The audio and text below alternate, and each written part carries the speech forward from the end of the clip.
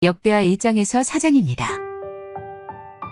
다윗의 아들 솔로몬은 자기의 왕위를 튼튼히 지켰다. 주 하나님께서 그와 함께 계시며 그를 크게 높여주셨다. 솔로몬은 온 이스라엘, 곧 천부장과 백부장과 재판관들과 온 이스라엘의 지도자들과 각 가문의 족장들을 불렀다. 솔로몬은 온 회중을 데리고 기브온에 있는 산당으로 갔는데 거기에는 하나님의 회막, 곧 주님의 종 모세가 광야에서 만든 회막이 있었다. 그러나 하나님의 궤는 다윗이 일찍이 예루살렘에 궤를 모실 장막을 치고 기럇 여아림에서 그리로 올려다 두었다. 다만 훌의 손자요 우리의 아들인 브살렐이 만든 놋제단은 기브온에 있는 주님의 성막 앞에 있었다. 그래서 솔로몬은 회중과 함께 그리로 나아간 것이다. 솔로몬은 거기 주님 앞, 곧 회막 앞에 있는 놋제단으로 올라가 번제물 1000마리를 바쳤다. 그날 밤 하나님께서 솔로몬에게 나타나셔서 내가 너에게 무엇을 주기를 바라느냐? 나에게 구하여라 하고 말씀하셨다. 솔로몬이 하나님께 여쭈었다. 주님께서 나의 아버지 다윗에게 큰 은혜를 베푸셨고 또한 나로 하여금 아버지의 뒤를 이어 왕이 되게 하셨습니다. 주 하나님, 이제 나의 아버지 다윗에게 하신 말씀을 그대로 이루어 주십시오. 주님께서 나를 땅의 티끌같이 많은 백성의 왕으로 삼으셨으니 이제 지혜와 지식을 나에게 주셔서 이 백성을 인도하게 하여 주십시오. 이렇게 많은 주님의 백성을 누가 다스릴 수 있겠습니까? 하나님께서 솔로몬에게 말씀하셨다. 너의 소원이 그것이구나. 부와 재물과 영화를 달라고 하지 않고 너를 미워하는 자들의 목숨을 달라고 하지도 않고 오래 살도록 해달라고 하지도 않고 오직 내가 너를 왕으로 삼아 맡긴 내 백성을 다스릴 지혜와 지식을 달라고 하니 내가 지혜와 지식을 너에게 줄 뿐만 아니라 부와 재물과 영화도 주겠다. 이런 왕은 내 앞에도 없었고 내 뒤에도 다시 없을 것이다. 그런 다음에 솔로몬은 기브온 산당에 있는 회막에서 떠나 예루살렘으로 돌아와서 이스라엘을 다스렸다. 솔로몬이 병거와 기병을 모으니 병거가 1400대, 기병이 12,000명에 이르렀다. 솔로몬은 그들을 병거 주둔 성과 왕이 있는 예루살렘에다가 나누어 배치하였다. 왕의 덕분에 예루살렘에는 은과 금이 돌처럼 흔하였고 백향목은 세펠라 평원지대의 뽕나무만큼이나 많았다. 솔로몬은 말들을 이집트와 구에에서 수입하였는데 왕실 무역상들을 시켜 구에에서 사들였다. 병거도 이집트에서 사들였는데 값은 병거 한 대에 은 600세겔이고 말 한 필에 150세겔이었다. 그렇게 들여와서 그것을 해쪽의 모든 왕과 시리아 왕들에게 되팔기도 하였다. 솔로몬은 주님의 이름을 받들어 모실 성전과 자기의 궁전을 짓기로 작정하였다. 그래서 솔로몬은 짐꾼 7만 명, 산에서 돌을 떼낼 사람 8만 명, 그들을 감독할 사람 3,600명을 뽑았다. 솔로몬은 또 두로의 히람 왕에게 사람을 보내서 다음과 같이 부탁을 하였다. 내 선친 다윗이 친히 거처할 궁을 지을 때에 하나님께서 백향목을 보내주신 것처럼 내게도 그렇게 해주시기를 바랍니다. 이제 나는 주 나의 하나님의 이름을 모실 성전을 지어 바치고 그분 앞에서 향기로운 향을 사르며 늘 빵을 차려놓으며 안식일과 초하루와 주 우리의 하나님께서 정하여 주신 절기마다 아침 저녁으로 번제물을 바치려고 합니다. 이것은 이스라엘이 언제까지나 지켜야 할 일입니다. 우리의 하나님은 모든 신들보다 크신 분이시므로 내가 지을 성전도 커야 합니다. 하늘도 하늘 위에 하늘마저도 그분을 모시기에 좁을 터인데 누가 하나님을 모실 성전을 지을 수 있겠습니까? 하물며 내가 무엇이기에 그분께 성전을 지어드릴 수 있겠습니까? 다만 그분 앞에 향이나 피워 올리라는 뜻밖에 없습니다. 이제 임금님께서는 금은과 노스웨와 쇠를 다룰 줄 알며 자주색이나 홍색이나 청색 천을 짤 줄 알며 조각도 할 줄 아는 기능공을 한 사람 보내주시기 바랍니다.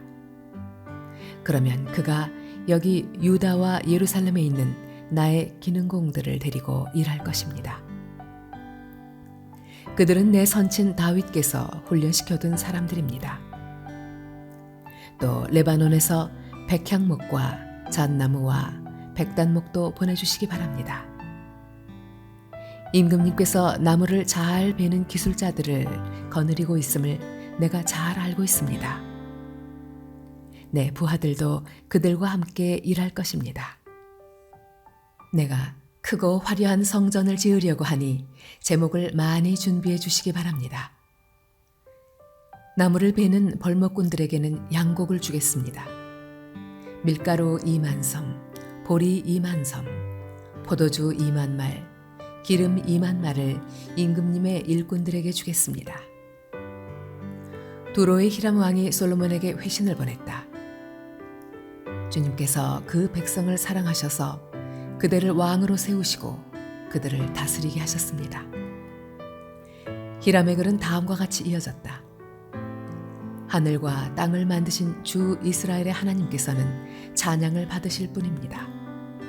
그분은 다윗 왕에게 명철과 총명을 고루 갖춘 슬기로운 아들을 주셔서 주님께 성전을 지어 바치게 하시고 자신의 왕국을 위하여 궁전을 짓게 하셨습니다. 이제 총명을 갖춘 기능공 한 사람을 보내드리겠습니다. 이런 일의 전문가인 후람이라는 사람입니다. 이 사람은 단에 사는 여자 가운데 한 여자가 낳은 아들입니다. 그의 아버지는 두로 사람입니다. 이 사람은 금은과 노스웨와 쇠와 보석과 나무를 다룰 줄 알며 자주색과 청색 모시와 홍색 천을 짤 줄 알며 모든 조각을 잘합니다. 어떤 것을 부탁받더라도 모든 모양을 다 만들어낼 수 있는 사람이니 왕의 기능공들과 내 상전이시며 임금님의 선왕이신 다윗의 기능공들과 함께 일을 하게 하십시오. 임금님께서 말씀하신 밀과 보리와 기름과 포도주는 내 일꾼들에게 보내주십시오. 우리가 레바논에서 임금님께 필요한 만큼 나무를 베어 뗏목으로 엮어서 바다로 욥바까지 띄워보낼 터이니 그 뗏목을 예루살렘까지 운반하는 것은 임금님께서 하십시오. 솔로몬의 아버지 다윗이 전에 이스라엘 땅에 살던 이방인의 인구를 조사한 일이 있는데 솔로몬이 다시 조사해보니 그 수가 모두 15만 3,600명이었다. 그 가운데서 7만 명은 짐꾼으로 뽑고 8만 명은 산에서 돌을 떠내게 하였다. 그리고 3,600명을 뽑아서 백성이 하는 일을 감독하게 하였다. 솔로몬은 예루살렘 모리아 산에 주님의 성전을 짓기 시작하였다. 그곳은 주님께서 그의 아버지 다윗에게 나타나셨던 곳이다. 본래는 여부스 사람 오르난의 타작마당으로 쓰던 곳인데 다윗이 그곳을 성전터로 잡아놓았다. 성전을 짓기 시작한 때는 솔로몬이 왕위에 오른 지 4년째 되는 해 둘째 달 초 이틀이었다. 솔로몬이 짓는 하나님의 성전의 규모는 다음과 같다. 옛날에 쓰던 자로 성전의 길이가 60자, 너비가 20자이다. 성전 앞 현관은 길이가 성전의 너비와 같이 20자이고 높이는 120자인데 현관 안벽은 순금으로 입혔다. 솔로몬은 또 본당 안벽에 잣나무 판자를 대고 순금을 입히고 그 위에 종려나무 가지와 사슬 모양을 새겼다. 그는 보석으로 성전을 꾸며서 화려하게 하였는데 그 금은 바로와임에서 들여온 금이다. 그는 성전 안에 들보와 문지방과 벽과 문짝에 금박을 입히고 벽에는 그룹들을 아로 새겼다. 그는 또 지성소를 지었다. 그 길이는 성전의 너비와 같이 20자이고 너비도 20자이다. 600달란트의 순금 금박을 내부에 입혔다. 모세의 무게만 하여도 금 53개리 나갔다. 다락에 있는 방들도 금으로 입혔다.